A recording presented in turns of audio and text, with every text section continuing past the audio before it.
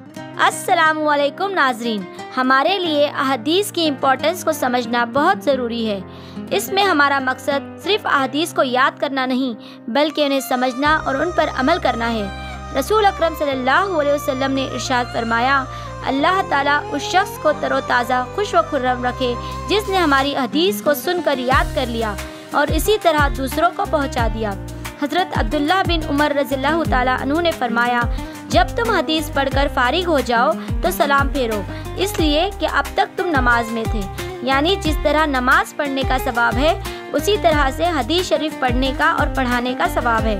آپ صلی اللہ علیہ وسلم ارشاد فرماتے ہیں، جس نے میری سنت اور حدیث کے ساتھ محبت کی اس نے میرے ساتھ محبت کی، اور جس نے مجھ سے محبت کی وہ میرے ساتھ جنت میں رہے گا۔ آپ صلی اللہ علیہ وسلم نے فرمایا، یا اللہ میرے خلفاء پر رحم فرما، اور میرے خلفاء وہ لوگ ہیں جو میرے بعد آئیں گے اور میری حدیثوں اور سنتوں کو روایت کریں گے اور لوگوں کو سکھائیں گے۔ حضرت ابو ہریرہ رضی اللہ تعالیٰ عنہ سے روایت ہے جس میں رسول اکرم صلی اللہ علیہ وسلم نے ایک قصہ بیان فرمایا جو ہمیں دوسروں کی حقارت، نفرت یا چھوٹی نظر سے دیکھنے سے روکتا ہے۔ بنی اسرائیل میں دو بھائی تھے۔ ایک بندہ بہت زیادہ عبادت کرتا تھا، بہت پرہیزگار تھا۔ دوسرا بندہ گنہگار تھا جو غلطیوں میں پڑا رہتا تھا۔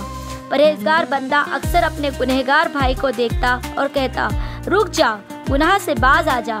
ایک دن گنہگار نے اس سے جواب دیا، مجھے میرے رب کے حوالے کر دے، کیا تو مجھ پر نگہبان بھیجا گیا ہے؟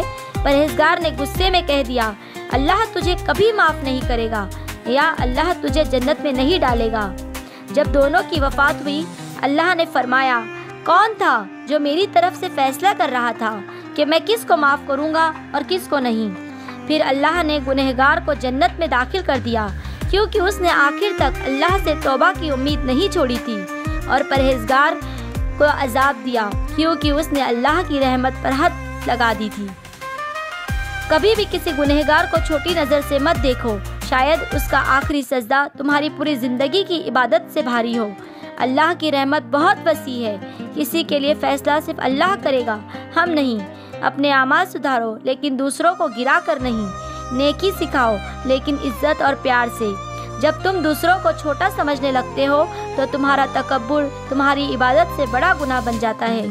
حضرت ابو ہریرہ رضی اللہ تعالیٰ نے فرمایا، اللہ کی قسم جس کے ہاتھ میں میری جان ہے، اس پرہیزگار نے ایسا کلمہ زبان سے ادا کیا جس نے اس کی دنیا و آخرت تباہ کر دی۔ معلوم ہوا کہ کسی خاص شخص کے متعلق ہمیں یہ نہیں کہنا چاہیے کہ اللہ تعالیٰ تمہیں نہیں بخشے گا، تو کافر ہے، تو جہنمی ہے، یا تو جنت میں ہرگز داخل نہیں ہوگا۔